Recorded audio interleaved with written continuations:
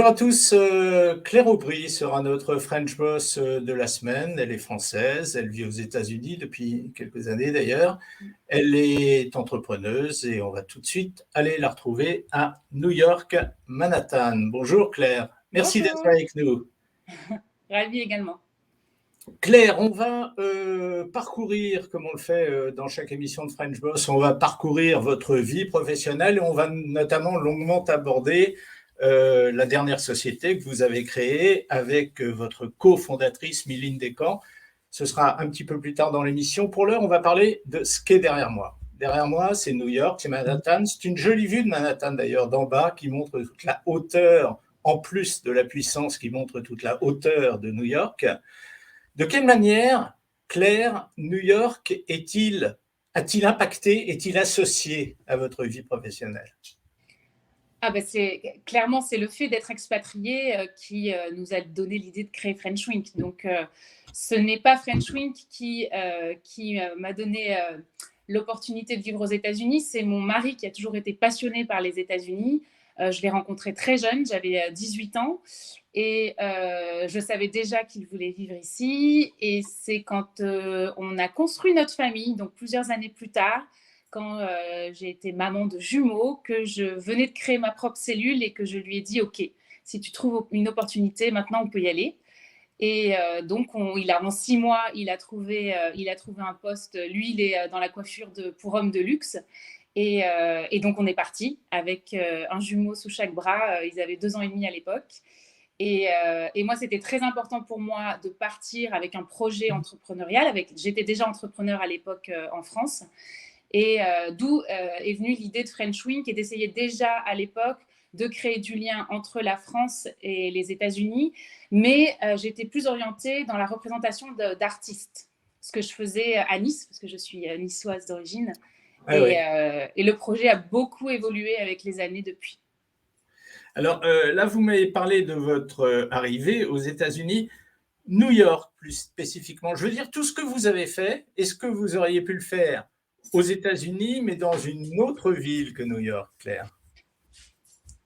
Alors, oui, peut-être moins vite, peut-être moins fort, parce que ça reste quand même... Donc, c'est très compliqué de répondre à cette question parce que je vais parler d'un New York avant Covid.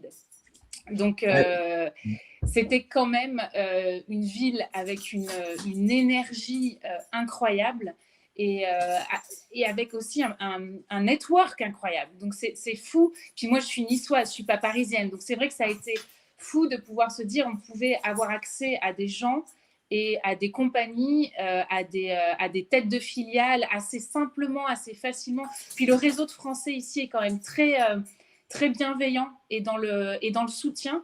Donc c'est vrai qu'être à New York a quand même été d'un côté plus facile et d'un autre ça a été d'une violence incroyable et d'une difficulté incroyable parce que ça reste une culture complètement différente, ça reste des codes complètement différents.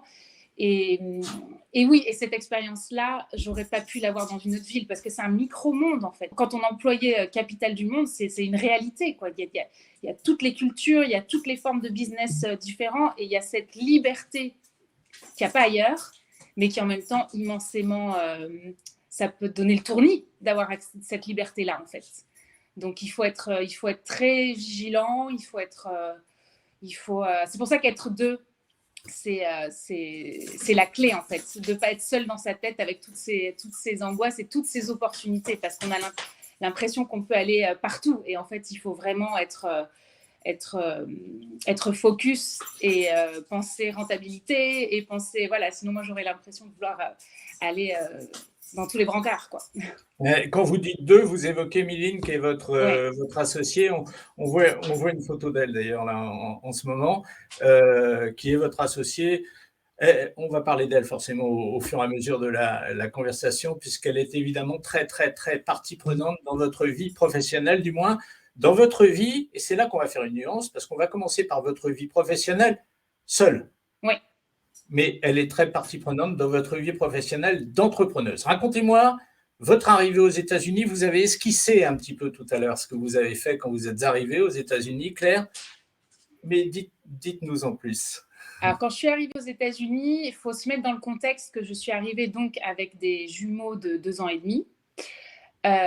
Qu'on est parti on a vendu les salons de coiffure de mon mari et on est parti avec une certaine somme pour couvrir les frais d'un changement de vie, quoi, d'une expatriation. Et l'arrivée a été assez violente parce qu'en tant que Française, on est habitué, en tout cas en ce qui concerne le domaine de la petite enfance, d'être très aidée en fait. On se pose même pas la question d'avoir des crèches, on se pose même pas la question, tout ça est très pris en charge par les pouvoirs publics, donc on a accès à ces choses très simplement. Ici, ça a été vraiment il n'y avait rien, tout est privatisé, tout est excessivement cher, donc j'ai dû vraiment construire ma vie d'entrepreneuse tout en jonglant la vie de maman, et ça a été très compliqué parce qu'en France, je le faisais sans problème. Et donc ici, j'ai vraiment dû jongler avec les deux. Ça a été compliqué, surtout que j'ai été enceinte de ma 3e assez rapidement, une belle surprise. Donc ça a été vraiment en tant que femme assez compliqué d'avoir une espèce de retour en arrière où il n'y a plus du tout cet accès à une vie professionnelle en tant que maman simple en fait.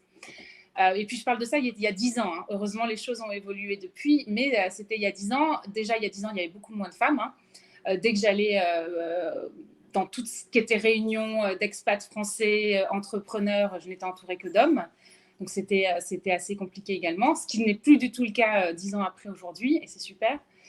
Et donc, je suis arrivée avec cette idée de représenter mon portefeuille client que j'avais à l'époque d'artiste de la Côte d'Azur. Et là, pareil, hein, tu arrives dans un monde où personne ne t'attend. Tu arrives dans la capitale du monde de l'art en plus, à New York, et donc je me suis vite rendu compte que c'est ça qui est dur en fait, c'est que tu pars en étant quelqu'un et tu arrives dans un endroit où tu n'es personne. Et donc il va falloir que tu te fasses un nom. Je vais le noter. Et donc comment vous avez fait pour vous faire un nom? Alors j'y suis allée. Claire, vous avez l'air comme ça, moi, on ne se connaît pas, hein, c'est la première fois qu'on se rencontre, vous avez l'air de ne pas avoir froid aux yeux. Est-ce que c'est une qualité indispensable pour arriver à se faire un nom, comme vous venez de le dire? C'est indispensable. En fait, il faut accepter sa peur, parce qu'on ne peut pas ne pas avoir peur. Donc, il faut accepter et faire avec elle. Donc, qu'est-ce que j'ai fait ? Je suis allée me présenter partout. Je suis allée voir tous les gens qui étaient susceptibles d'être influents dans la communauté française, ici. J'ai pu participer à des événements incroyables alors que je venais à peine d'arriver donc, j'ai fait énormément de bénévolat parce qu'il y a ça aussi en arrivant expatrié. C'est que c'est question de visa, de sponsor. On ne réalise pas en fait que quand on te dit « Oui, alors le visa de travail permettra à ton mari de travailler, mais toi, tu ne pourras pas ». En partant de France, on se dit « Oui, mais bon, je pourrais tout de même, quoi ». Et en fait, non, tu peux vraiment pas. Ouais. Donc ça, c'est horrible. En plus, en tant que femme indépendante, entrepreneur, c'est vraiment des choses qu'on m'avait dites avant de partir, mais qui pour moi ne pouvaient pas être vraies en fait. Et finalement, si. Donc je ne pouvais pas ne pas travailler. Et puis je voulais en profiter pour construire mon network pour que le jour où je puisse avoir un visa, je puisse vraiment lancer la machine. Donc j'ai vraiment fait énormément de bénévolat pour tout ce qui était les FIAC, donc c'est les alliances françaises, le consulat français à l'époque, des gros salons qui s'appelaient à l'époque, parce que ça n'existe plus, Best of France.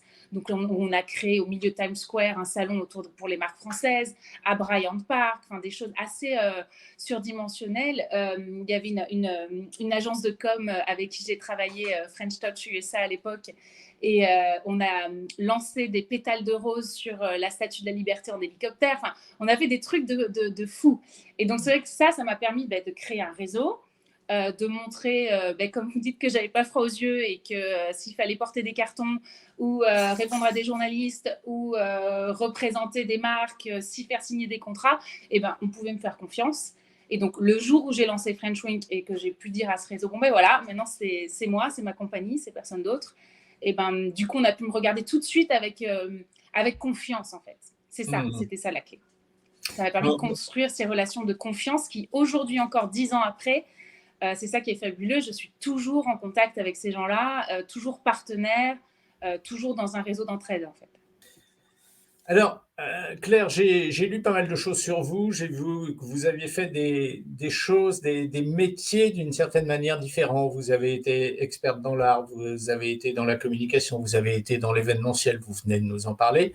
Il y a des passerelles qui sont déjà un petit peu différentes entre ces différents métiers. Et puis aujourd'hui, vous vendez. Donc vous êtes, moi j'appelle ça une commerçante, mais je peux me tromper. Oui, non, je ne me considère absolument pas comme une commerçante. Moi, je suis dans la représentation et une mission de défense du savoir-faire français à l'international. Donc, j'ouvre des pop-up stores avec Minine, on ouvre des retail corners, mais ce n'est pas nous qui sommes à la vente. On n'est pas du tout des vendeuses. Et puisqu'on a créé l'outil dont on parlera tout à l'heure, qu'on a créé depuis maintenant 2 ans, c'est une multi-vendor marketplace qui fait que nous, on est chef d'orchestre, mais ce n'est pas nous qui sommes… vendre juste un produit, ça ne nous intéresse pas. Ce qui nous intéresse, c'est de raconter une histoire derrière, c'est de défendre un savoir-faire. Donc, ce n'est pas du simple commerce. D'accord, je sens que vous avez très envie d'en parler très vite. Donc, votre multi-level marketplace, hein, elle s'appelle French Week.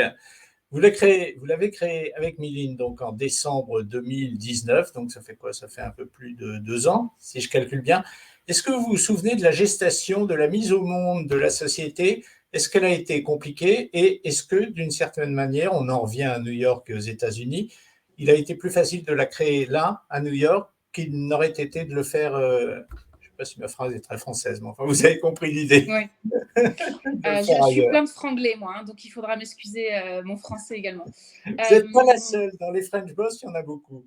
Oui, j'imagine. Il y en a beaucoup. Donc, création, en fait, ce qu'il faut comprendre, c'est que toutes ces années avant 2019, on a vraiment compris qu'il y avait un vrai problème pour les marques françaises d'avoir les petites marques françaises, hein, je ne parle pas des marques de luxe qui n'ont pas besoin de nous, d'avoir une représentation concrète et abordable pour tester le marché américain. Donc, on crée à l'époque des pop-up stores. Et quand le Covid est arrivé, il a fallu qu'on transforme tout et qu'on passe tout sur le digital. Et donc, c'est là qu'il a fallu vraiment qu'on apprenne, en fait, qu'on reprenne à zéro un métier qu'on ne connaissait pas, parce que ni l'une ni l'autre, on avait cette expertise digitale. Et donc, il a fallu qu'on crée un outil. Donc, à partir donc là, je vais employer des termes qui peut-être vous diront rien, mais on a un squelette qui est une plateforme qui s'appelle Shopify et auquel il faut associer pour que ça devienne une multi-vendor marketplace, mais plein d'apps, donc ce qui coûte très cher, donc il faut vraiment savoir de quoi on parle. On n'avait pas la possibilité d'employer à l'époque un expert en la matière, donc il a fallu que ce soit nous qui apprenons.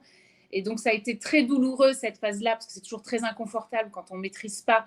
Mais après, c'est tellement enrichissant de pouvoir dire aujourd'hui, ben voilà, on l'a fait. Ça marche, ça roule, ça a été très compliqué.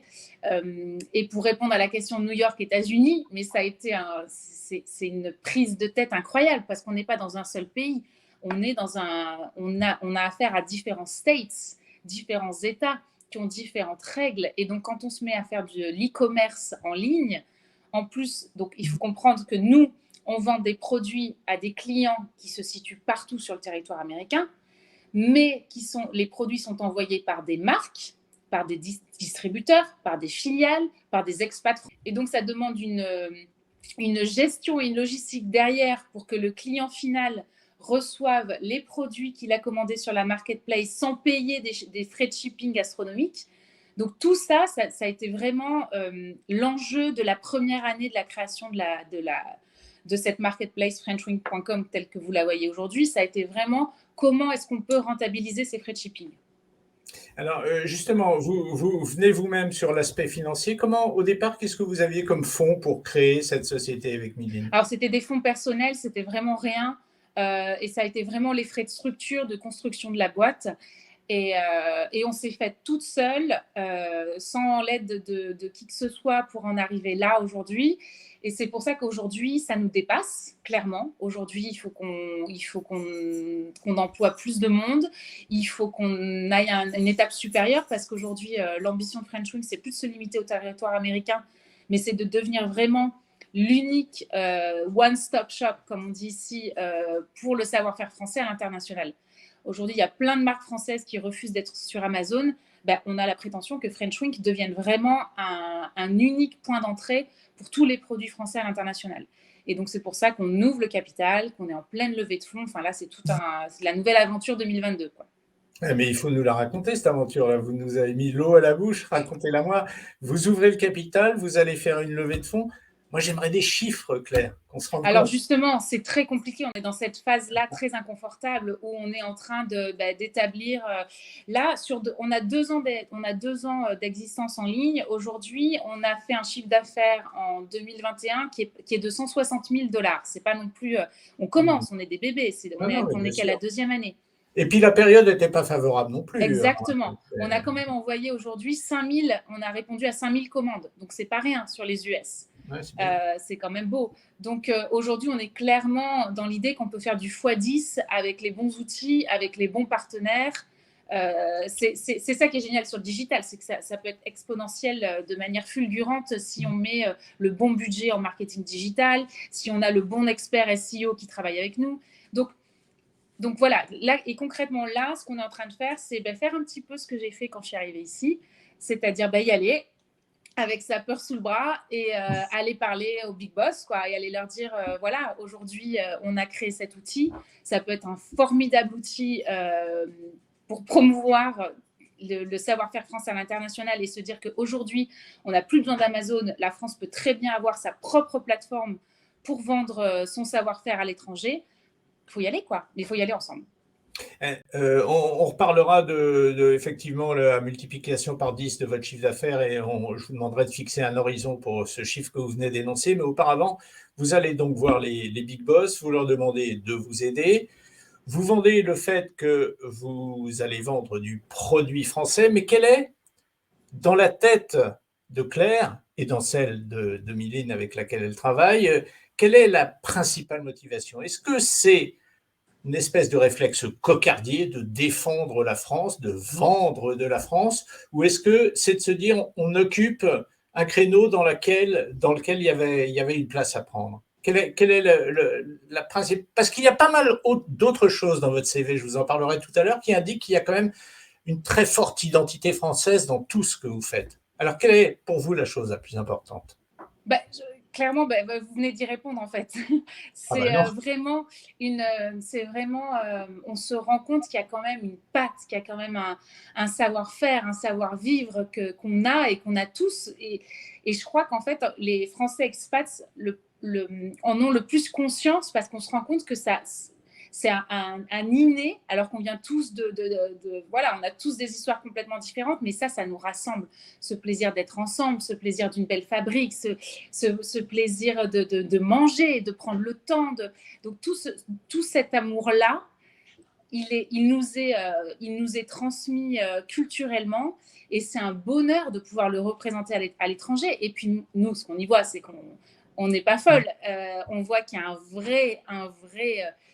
une vraie passion de la part en tout cas les Américains francophiles. Il y a une vraie admiration de cette capacité à naturellement prendre le temps, naturellement pouvoir créer. On a un œil, on a une patte. Et donc, clairement, il y a un marché. Et ce qu'on voit, c'est aujourd'hui, il y a un marché en Australie, il y a énormément de francophiles. Il y a un marché en Asie, il y a énormément de francophiles. Donc, c'est pour ça qu'aujourd'hui, évidemment, on a notre flamme intérieure, mais on a aussi une envie de faire du business et d'arriver à en faire quelque chose qui fasse de l'argent et qu'on puisse supporter nos foyers aussi. Alors Claire, vous êtes 2 associés. On a déjà largement évoqué votre background, votre CV. Votre associé Milinel est plus spécialisé dans le marketing. Je voudrais savoir au quotidien comment se répartissent les rôles entre ces 2 femmes entrepreneurs françaises aux États-Unis.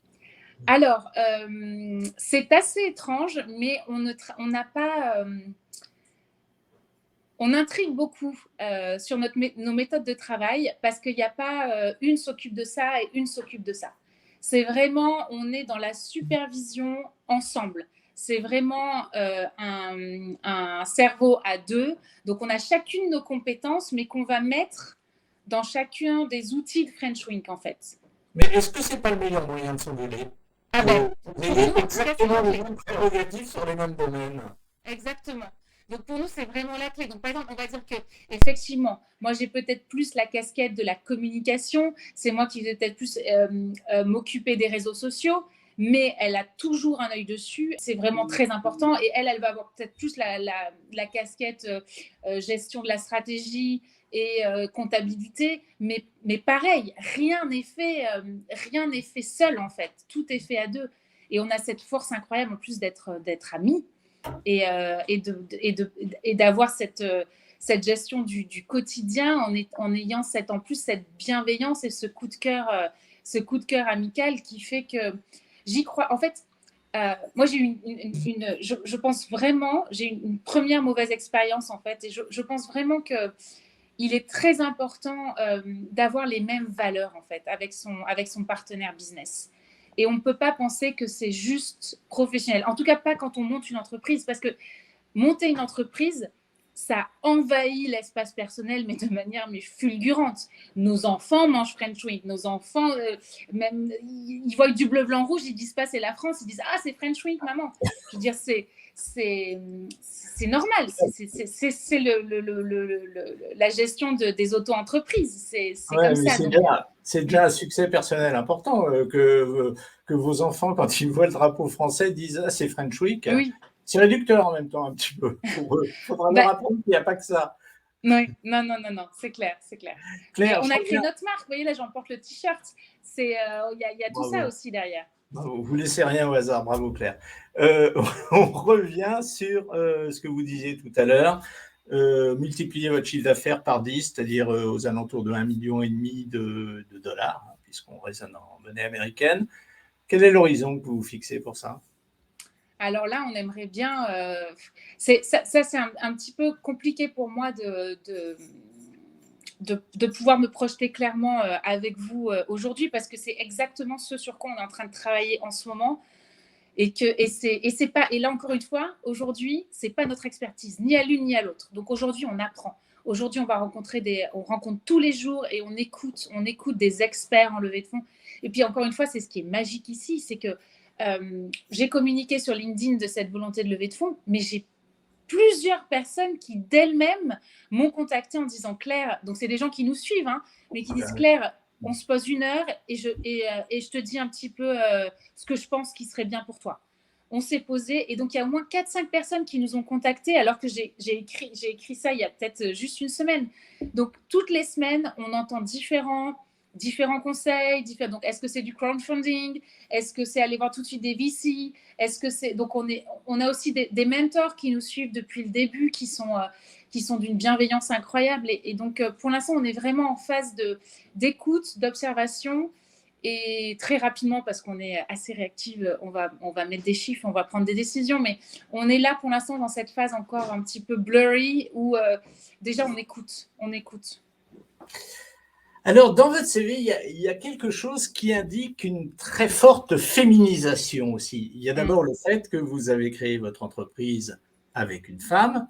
On en a déjà abondamment parlé. Il y a aussi le fait que depuis 6 mois, alors pardonnez-moi, je lis les renseignements que j'ai notés. Depuis 6 mois, vous avez créé une fonction d'aide aux jeunes femmes qui voudraient créer leur entreprise aux États-Unis. C'est évidemment du bénévolat. Vous sentez-vous, Claire, je ne dis pas ça de manière désagréable du tout, vous sentez-vous investi d'une mission, faire partager à des femmes qui pourraient faire la même chose que vous, ce que vous-même avez vécu auparavant? Oui, bien sûr. Ouais. Énormément. Et je pense d'autant plus en tant que femme expatriée. C'est vraiment, et dans ce pays-là, parce que c'est vraiment, vraiment très compliqué de pouvoir être entrepreneur et être jeune maman dans ce pays-là. Parce qu'avant 5 ans, il n'y a pas d'école publique. Avant 5 ans, tous les systèmes de garde sont privés. Donc, c'est des investissements colossaux dans la garde des enfants. Donc, pour avoir les guts de se dire non seulement je vais payer extrêmement cher quelqu'un pour garder mes enfants, pour que je puisse, moi, prendre le risque de créer mon business. Et donc, c'est vraiment pas facile à prendre comme décision. Et je pense vraiment, et puis ça se confirme chaque mois quand je parle à toutes ces femmes, parce que c'est des femmes aussi qui ont entre 25 et 55 ans, parce qu'on peut aussi se décider en fin de carrière que ben là, maintenant, j'ai envie de créer ma boîte. Donc, c'est hyper important aujourd'hui. Pour moi, en tout cas, c'était hyper important de pouvoir partager mon expérience et leur faire gagner du temps, un temps précieux. Mais en France, alors je peux dire une bêtise, hein, parce que je ne sais pas s'il existe même des études là-dessus, mais en France, deux femmes qui créent ensemble une société, c'est pas quelque chose, me semble-t-il, de très fréquent. Est-ce que vous pensez que l'expatriation, en réunissant finalement d'une certaine manière les Français de l'étranger, l'expatriation, donc l'étranger, peut-il favoriser ce genre d'association telle J'en que la suis vôtre? convaincue, et c'est ce que je défends depuis plusieurs années. Parce que le fait de se retrouver, ça commence à changer, hein, les chiffres, hein, donc je ne veux pas faire des généralités bateaux, hein, mais il se trouve que quand même la grande majorité des femmes aujourd'hui expatriées, même si ça change, j'insiste, sont là parce que leurs maris ont eu des opportunités professionnelles. Donc, se retrouvent ici à devoir se reconstruire en fait. Et il y en a beaucoup pour qui ça réveille un appel à l'entrepreneuriat. Donc, effectivement, la cause des femmes me touche. Et puis, oui, non, ça fait partie de mon histoire, clairement. Moi, je me pose une question aussi. Vous êtes un multi-level market, ça veut dire que vous vendez quoi que ce soit, pourvu que ce soit français, mais on ne peut pas vendre tout de la même manière. Si on est Alors obligé, non, il y a c'est des pour ça qu'il produits y a qu'on connaît mieux que d'autres et qui vous intéressent plus que d'autres, non? C'est pour ça que c'est vraiment toute la stratégie de French Wink réside dans sa curation. C'est-à-dire que donc nous sommes multisecteurs, mais on ne vend pas n'importe quoi, justement. J'ai pas dit Non, n'importe quoi. J'ai dit plein de choses. Plein de choses, mais du coup, ce qui lie toutes ces choses, ça reste le lifestyle français, et puis ça reste nos choix à Miline et moi, ce qu'on aime, ce dont on sent qu'il y a du potentiel sur le marché américain. Claire, est-ce que vous pensez que, bon, l'aventure French Wink, elle est à ses tout débuts, est-ce que vous pensez que votre vie sera toujours maintenant aux États-Unis, votre vie professionnelle? J'en ai aucune idée. Moi, j'aime me laisser surprendre. Pour l'instant, oui, parce qu'on est installé là. Aujourd'hui, on a une maison. On a nos enfants qui sont scolarisés ici et qui clairement sont américains, quoi, sont totalement bilingues. Et, donc, pour l'instant, oui, je vais vous dire pour les 5 prochaines années, sans nul doute. Après, laissons la magie French Wink opérer et voir où ça nous mène. Mais je reste ouverte à toutes les opportunités et on verra bien. Mais en tout cas, oui. Si on doit se projeter sur 5 ans, 100% oui. Sur 10 ans, on verra. C'est moins sûr. Vous parlez de la magie French Week. La magie French Week, c'est une boutique en ligne. Est-ce que la magie French Week, elle pourrait, à terme, dans quelques années, passer par l'installation d'une véritable boutique? Alors, on a plusieurs corners greffés à d'autres business français. Donc, on en a un à Chelsea, on en a un Upper East Side, un autre à Brooklyn, on en ouvre un autre au printemps à Williamsburg. Donc, pourquoi pas? Effectivement, moi, personnellement, dans mon dream come true, ça aurait été vraiment d'avoir un espace, et c'est ce qu'on voulait à l'époque, un espace multi-brand dans New York, avec la gastronomie française, avec vraiment un espace dédié au savoir-faire français au cœur de Manhattan. Aujourd'hui, le retail à Manhattan est très, très dur. Donc, on n'ira pas prendre le risque de prendre un loyer aujourd'hui dans Manhattan. Ce serait trop risqué. Donc, aujourd'hui, vraiment, on mise tout sur le digital.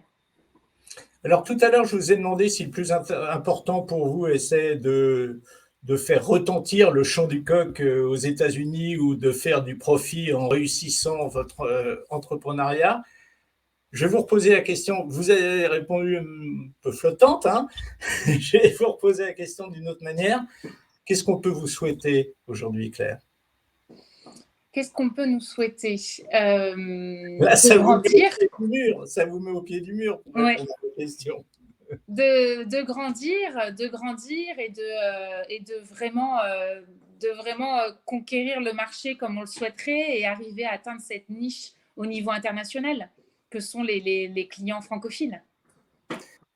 Voilà, Claire Aubry était avec nous, une fibre française on ne peut plus forte et qui a été partie prenante dans toutes les expériences qu'elle a vécues depuis le début de sa vie professionnelle. C'est du moins l'impression qu'on retient de cette conversation qu'on vient d'avoir avec vous pendant une demi-heure. Et je vous en remercie de cette conversation, Claire. Merci beaucoup. Merci beaucoup.